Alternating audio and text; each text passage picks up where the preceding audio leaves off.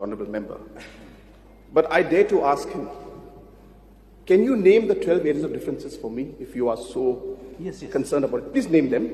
Please name the areas of differences and tell me, sir, how many times has he visited these areas of differences and these villages and he's met the people? Please tell us. Thank you. Don't read out. Don't read out. Yes. No. Say by memory. I'm not going to read. And I'm not going to spell out. That is your duty bomb. That is your duty bomb. And you feel at very first place without taking a confidence for all stakeholders.